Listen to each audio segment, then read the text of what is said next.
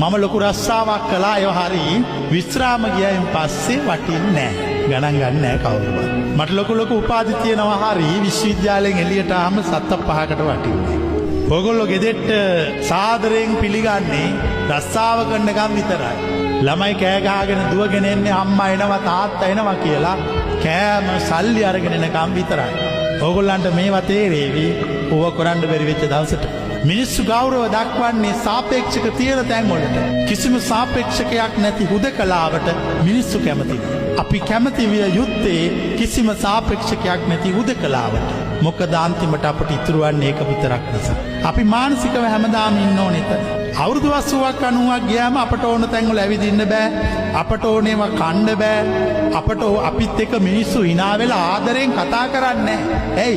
Reject වෙලා. කැපිලාද? අපි කැපෙන්න කලින්ම කපා ගත්තා නම්